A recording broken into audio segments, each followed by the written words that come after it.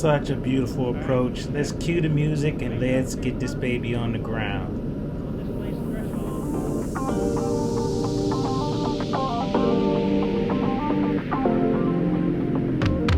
Hey, what's going on, good people? Welcome to Russ Can't Fly. Time for Montauk, New York. Let's go! Oh my goodness, Russ Can Fly, IFR. Okay, so it's time for a new airport, and I am absolutely excited about this. So, you know, we've done Provincetown, we've done Block Island, we've done Nantucket, but now it's time for Montauk. And Montauk is like right on the tip of Long Island Sound, or Long Island. And so I'm looking forward to it. Brandon has already done it, and he told me it was pretty awesome. So I'm like, yep, this is what it's all about. So gonna pre-flight Charlie, pull her out of the hangar, fire her up, and let's go. Flight plan is already filed. ETD, estimated time of departure, is 10. So want to try to stay on schedule. I mean, even if I'm a little late, who cares? Because that's the thing about flying this way. You fly when you want to. All right, so got some stuff to do. I'll see you in the airplane once we get the engine started. All right, so I'm in the airplane, just trying to get everything ready. And so I'm gonna start this engine. So yes, we are on our way to Montauk, New York. And I think, if I'm not mistaken, the flight time is about an hour and 40 minutes or so. I've decided to take a little bit of a longer route. Gonna head more north and then east. Sometimes what I'll do is, when I take this type of flight, I will go over JFK and all that kind of stuff. But since I'm not in any hurry, I'm gonna go a little bit more north and then gonna shoot east and then come down from the north. So let me put this key in. Let's go through my checklist and get this engine started. Clear prop.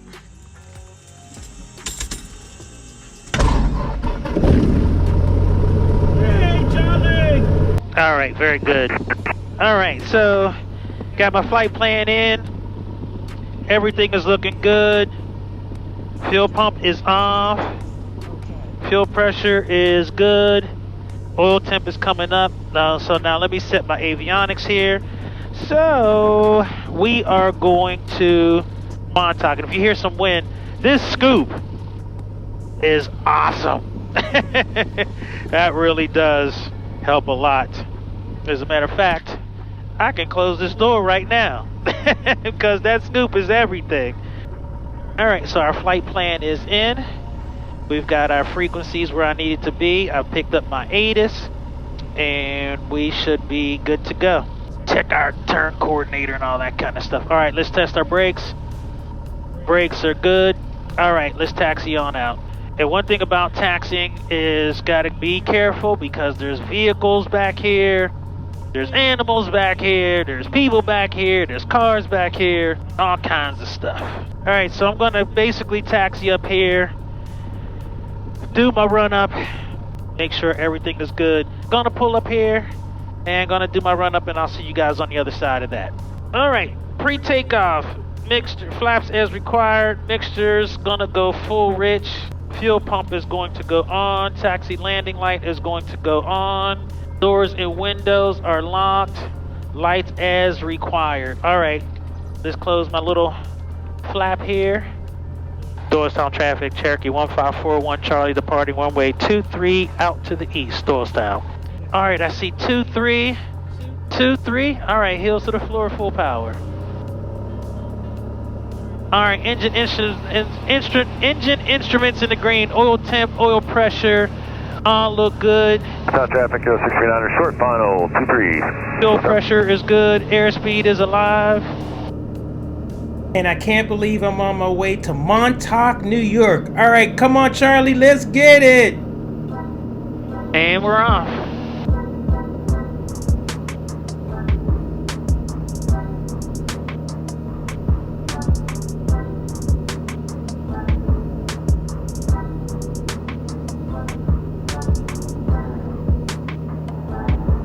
And I think I have to turn to 250.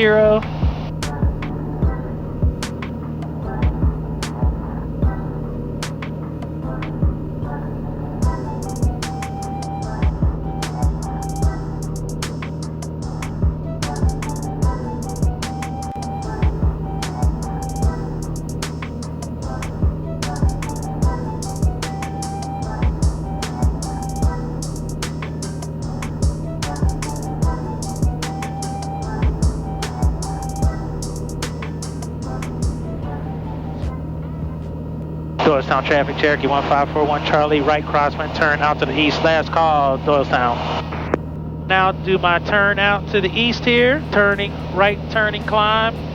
And as you can see, I'm coming on out.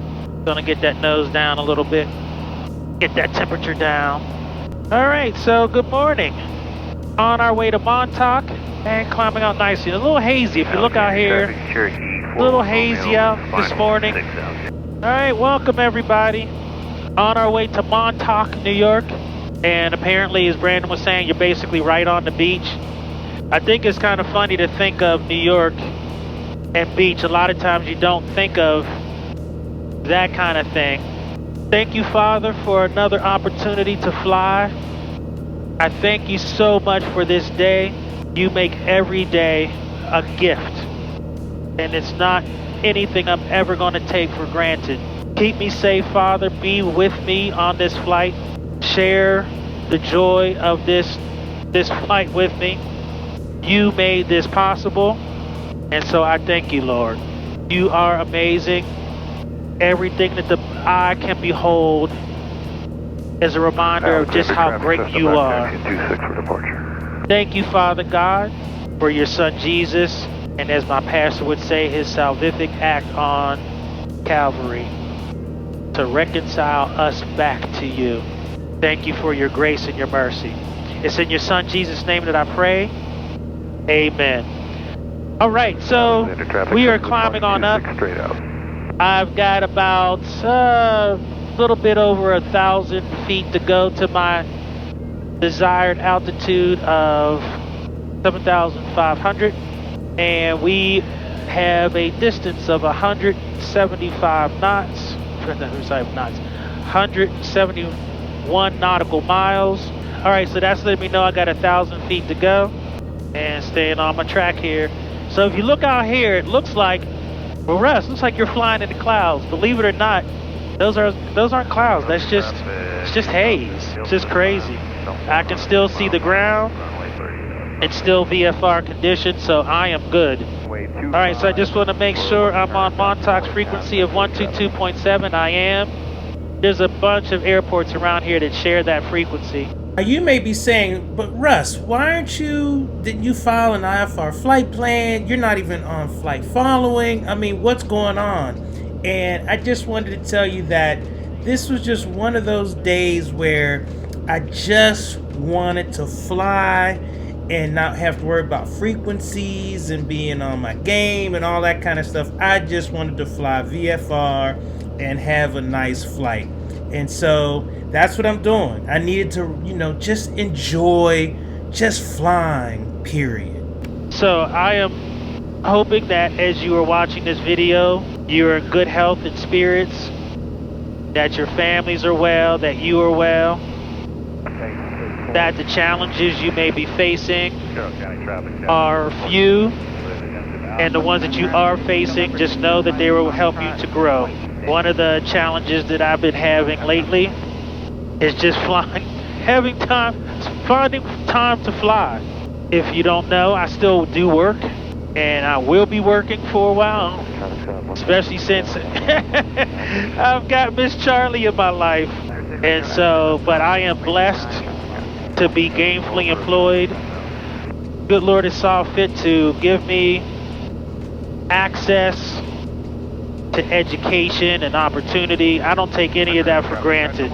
It could be so different. People have so many different pathways, and some of them it's not by choice. I mean, luckily, well, no, not luckily, but I've been blessed with a phenomenal support system in the form of my family, my dad, my mom. I had aunts and uncles, my grandmother, cousins, and even friends. I want to tell you this one story real quick that just kind of shows you how blessed I am. So, I grew up in this fantastic neighborhood, and all the kids knew each other. We had nicknames with each other, and we did what kids did in the 70s. We played tag, we played hide and go seek, we played this game called Hot Beans for Supper. Now, if you've never heard of that game before, I will explain really quickly. Hot Beans for Summer was a game that was very brutal. And it must have come straight out of slavery or something. I mean, seriously. But the idea is one person hid a belt. Yes, a belt. Like the kind you wear, preferably a leather belt that many of us got whooped with. And yes, I did get spankings, and not going to get into that whole debate, whatever. But the person would hide the belt, and then they would call, "Hot beans for supper." And then all the other kids basically had the obligation and the duty to find the belt. Now, here's the thing. There was a base, right? So if you got to the base, you were safe. But until you got to the base, you were fair game. And so as the kids were searching for the belt, whoever found the belt could then whoop every kid that was close to them until they got to the base. I know, so crazy. I mean, the stuff that we did as kids, but it was brutal. And then I can remember being close to, being far away from the base one time, and I think you could even say hot, cold. Well, this one time, this kid basically knew that I was going to get it because I was far away from the base, and there was somebody else who had already found the belt, and they were on their way to me, and he's saying, "Russ, you're getting hot. Well, of course I wasn't, because I was nowhere near the belt because the kid already had the belt. This kid lit my behind up.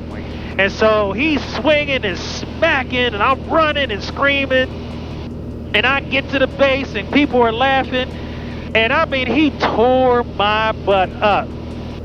And that was a good time. That was fun. I mean, that's how we had fun. And even though I got my butt whooped pretty good, we had fun. That's the game. See, so that's why Generation X, man, we are just cut from a different cloth. So, yeah, we're just, Generation X, we're cut from a different cloth. I mean, really. And yes, I remember drinking from a fire hose, all that kind of stuff. And you did that because the fire hose was outside and you were outside. And you were not to be coming into the house. You were to be outside, period. So I grew up in this neighborhood that was just magnificent. And all of our parents looked out for each of the kids. Now, there was a time where that passed, we moved, and I went to a different neighborhood, and it was just a different set of circumstances. Different things were happening. And I was one of those kids who, and there's many of you who will understand what I mean by this, I was a porch kid. I was on the porch. And the only time I came off the porch was when the people who were not porch kids allowed us to come off the porch. Many of you get me. If you don't get what I'm saying, leave a comment, I'll explain. So one day, one of the non-porch kids that I admired, I mean, he was just an amazing guy. Now, he was off the porch. But he was good to us kids. He really was. He was older, and he was cool. He was smooth. He was the man. I mean, just the way he walked and his whole affect. I mean, all of us little boys, we wanted to be this individual, but he was off the porch. So one day, I see him walking by, and he's on his way to do what he's going to do, whatever he does while he is off the porch. And I call myself getting off the porch to go with him. And he was like, "Little man, what are you doing?" And I said, "Bruh, I don't, this porch kid thing is corny. It's boring. I want to come off the porch and come hang with you." And he laughed because he knew exactly what cloth I was cut from. I was a porch kid. So he said, "Man, look, get your little narrow behind back up on the porch where you belong." And of course I scoffed, I'm cool. I'm cool. I can roll with you. Now, if you know anything about kids who are off the porch, you don't question them when they tell you something. You listen. But because this particular off the porch kid was cool, like I said, he was cool, and he knew all of us, and he had mad love for us in the way that kids have love for each other. He decided to repeat himself. He said, "Little man, nah, you heard what I said. Get back on the porch." So this porch kid made the mistake that, I'm smelling myself. And I'm going to tell this off the porch kid, basically what amounts is, you can't tell me what to do. And before I could get that whole sentence out of my mouth, the sentence was stopped by a fist that landed across my jaw. Now, here's what I'm going to say. You're going to say, "Oh man, your childhood is brutal." Look, Generation X, it's just different. It was just different. Wasn't none of this, it's just different, man. And I don't regret any of it. So my head snaps, and there's that moment of shock. Now, here's what I'm going to say. Off the porch kid, he didn't really give me the one piece that he could have given me. And really, he could have added another piece or a two-piece, and it could have given me a biscuit to go with it. But just a nice little one piece to remind him that I'm off the porch, you are not. And so he said, "And I told you, get back on the porch. You open your mouth one more time." And I forget what the word we used to say, for whoop your butt, or you know what I mean, but I forget what it was called. But anyway, I got the memo. I got back on the porch. And what I realized is that my off the porch neighborhood brother was really an angel in disguise.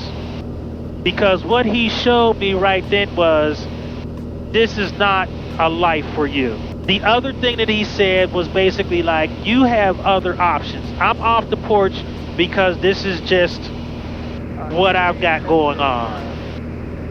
But you have other options. So you get back up there and you just do what porch kids do. And I did. I stayed on the porch. Now, that's not to say that I was an angel. I wasn't. And I definitely did my share of dirt because it was around, and I was a boy and I enjoyed being a boy, and I did what boys do. So that is something that when I think about where I am today, this off the porch kid will never get to hear me say thank you, because quite frankly, I don't know if he's even still alive anymore. But he allowed the good Lord use this off the porch kid to set me on a trajectory that basically has me sitting right here in this seat, in this airplane, talking to this GoPro right now. It could have been so different. And so that's why the Lord is just so good, because he sends people and things to guide you in ways that sometimes you don't even think about it. And yeah, it just floors me how much the good Lord has blessed me. And so, yes, I had phenomenal parents. Yes, I had a good neighborhood. People loved on me, and we had that village that raised children. I went to decent schools and all of that, but just imagine if that off the porch kid had said, "Oh, so you about this life, little man? Come on." And because I wasn't prepared for that, and that off the porch experience was outside of the arc of safety, it could have turned out so differently. So I thank the Heavenly Father for sending me that angel that kept me on the porch. And so that's why I pray. That's why I believe. That's why I engage in this thing called faith. Because when I think about all the different pieces and all the places that I could have been and what should be happening to me, I am just thankful that the good Lord saw fit to see differently. And so this whole experience, me flying in this airplane, is to tell somebody young out there that people may call you corny, a square, whack. Back in my day, we used to call people ducks. You a duck, son. Got that from my New York brothers. But you go ahead and you just be that. You stay on the porch, because that's where you belong. And for my brothers who are off the porch, find one. There's a porch for everyone. I'm convinced of that. You may have to be, or it may seem that you have to be off the porch because of some life circumstances, but find a porch. All right, enough of that. So I got some work to do because I'm getting ready to turn and I need to switch tanks. So let's turn our fuel pump on. Fuel pump is on. I see the fuel pressure. We are going to go to the left main. Left main detent is in. I feel it. And I'm just checking and looking and checking. All right. And now the fuel pump can go off. Fuel pressure looks good. Fuel pressure still looks good. And I'm on the left main. We'll be here for another 30 minutes. Now the other thing that's going to happen is in about, I would say, about 5 nautical miles in front of me here, I'm going to be making a turn to the right to head more east. So we're going northeast now, and I'll be turning more to the east. As you can see, it's really hazy. And I think as the day goes on, this haze will burn off. Just checking for traffic. So we look out here at the Hudson. So this is where it gets a little bit of traffic. There's a corridor where a lot of commercial traffic comes down here into JFK. And so I just want to be mindful of that. There also seems to be a lot of folks who do some training up this way as well. So we're just going to keep on flying out. I'm just trying to stay on my heading. I've been pretty good about my altitude. Heading, I've been swimming a little bit. You know, a little bit of, you know, being pushed because of the wind. Now, I will say when I'm flying, hand flying, I can do less sightseeing because I got to be on my P's and Q's here. One of the things I really like about these Garmin avionics and this G5 is some of the features that it has on it in terms of understanding my attitude, like these bars. And yeah, I mean, I really dig what this G5 does. And I'm sure, like, if you have a big PFD primary flight display, you see the same thing in just a larger way. But yeah, that's really good. Now, one of the things about this airport that I'm going to be going to is it is no frills. There's no fuel. There's nothing.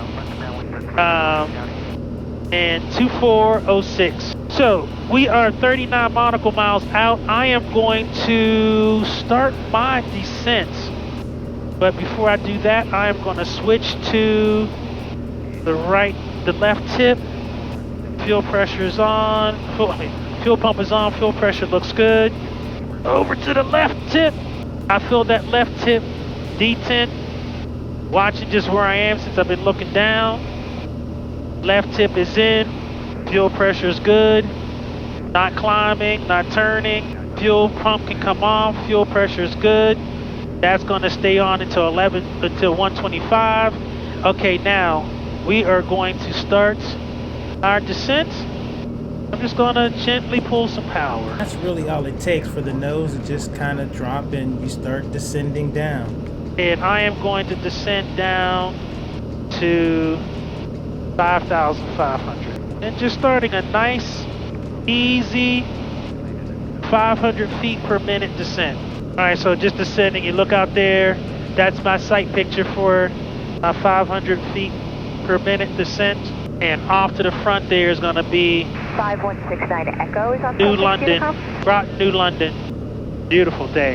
And just look at that. See Excellent, we'll be on the ground. haze is just kind of clearing a little bit. And so what's been interesting, so I'm in Connecticut, and once I turn to Montauk, I'll be back in New York. So this coastline here, this is the Long Island Sound over here.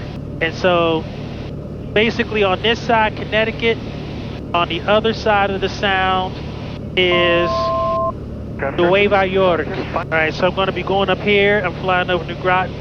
And I see Montauk over there, and as you can see I'm turning out. So if you look over there, you will see the sound. And it's views like this that make spending all that money on avgas so worth it. And I think right off the tip there is Montauk, because I need to start descending some more here. So I believe Montauk is going to be right out there. Now if you look out there, it doesn't look like there's nothing on that thing. And believe it or not, that is 18 nautical miles away. All right, let's take it down to 35. Montauk traffic, Cherokee 1541 Charlie, about 12 northwest of the field, inbound for runway 24, Montauk. And just looking for the field, so it's right out there in front of me. So I'm going over the Long Island Sound. And Montauk traffic, Cherokee 1541 Charlie, 6 northwest of the field, inbound for runway 24, going to do a right downwind, runway 24, full stop, Montauk. You may be wondering, as I fly over the sound here and you see all this water, you may be thinking, well, what happens if the engine quits? Well, I'm probably going to end up in the water, and I do have flotation devices with me in the airplane. All right, coming on in. Feel it get warmer. All right, looking for the field. I think I have it in sight there. Montauk traffic, Piper 1541 Charlie, right downwind, runway 24, Montauk. All right, let's slow her down. Get that first notch of flaps. Montauk traffic, final 1541 Charlie, 24, Montauk, full stop. Such a beautiful approach. Let's cue the music and let's get this baby on the ground.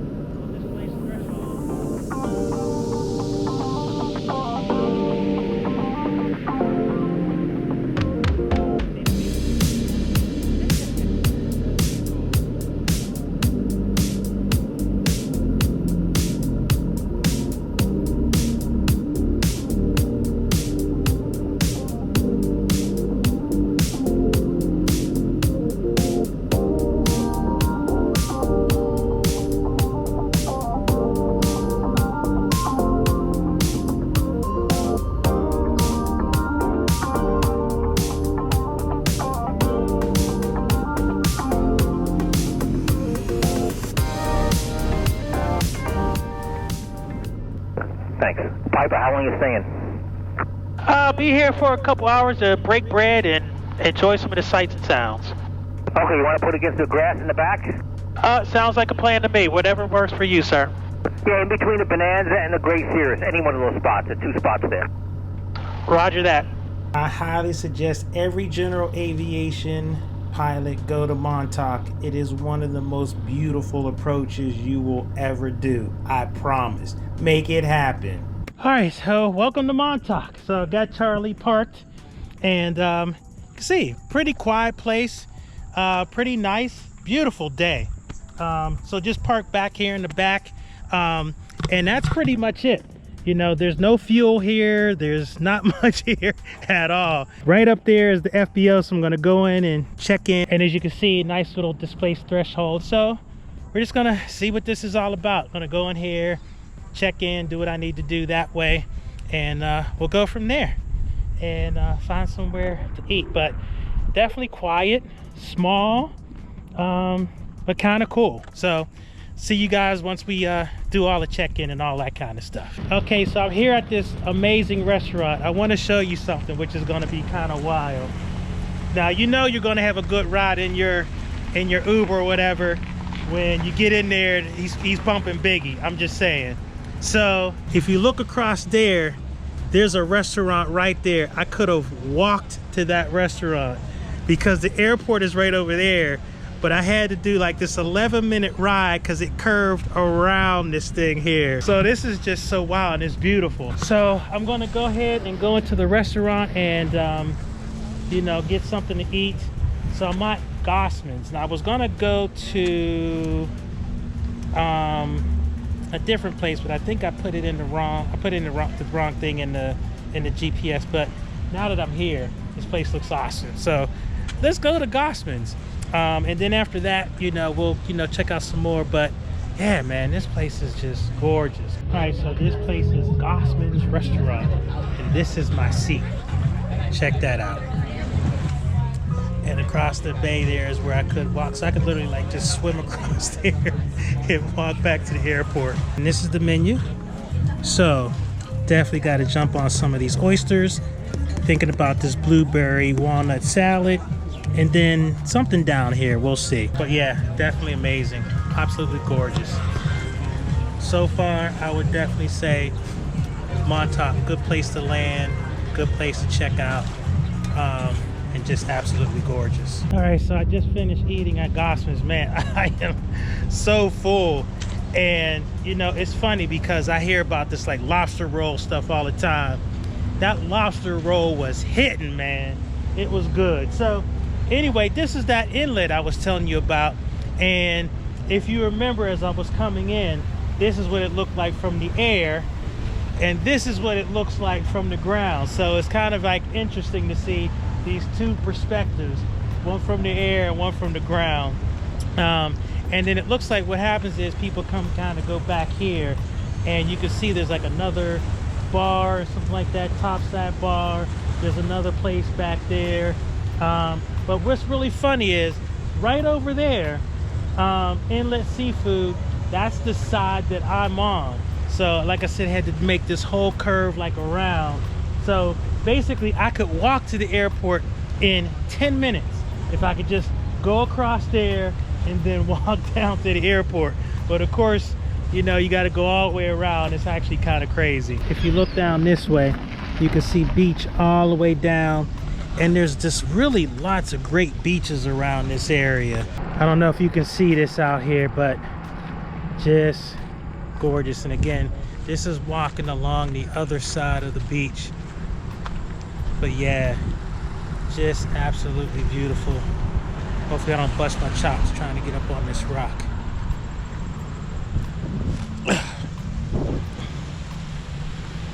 But yeah, check this out, man. Look at how beautiful that is. So that's basically that inlet right there.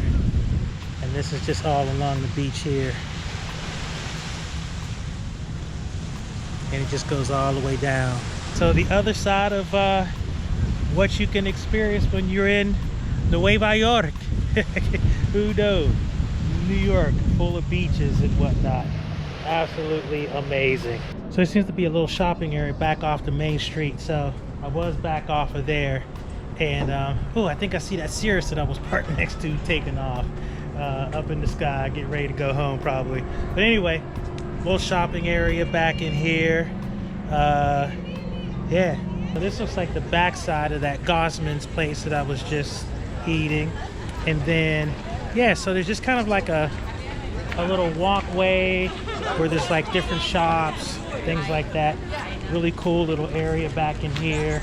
And as you can see, that was like the back of Gossman's where I just had my lunch. And then there's just ice cream shop and a couple other places around this way. So yeah, really cool. The thing I like about this is this definitely feels a lot more user-friendly than Nantucket. Still doesn't rate against Martha's Vineyard or Block Island. And Block Island was just my favorite by far, just because it was just such a good time. But this is like pretty cool, pretty relaxed, pretty chill. Montauk, definitely a place you should come check out. Now here's the one thing I will say. I thought the whole lobster roll thing was overrated. But I will say this. If you get a good one, it was amazing. And that one that I had at Gossman's was phenomenal. So yeah, I was poo-pooing the whole lobster roll thing, but definitely go to a good place. You go to a good place, you get a good lobster roll. It's pretty damn good. So anyway, gonna keep going down this way, see what else I can see, and keep working our way down around. Like I said, pretty cool spot. You know, lots of places to just kind of come and hang and chill.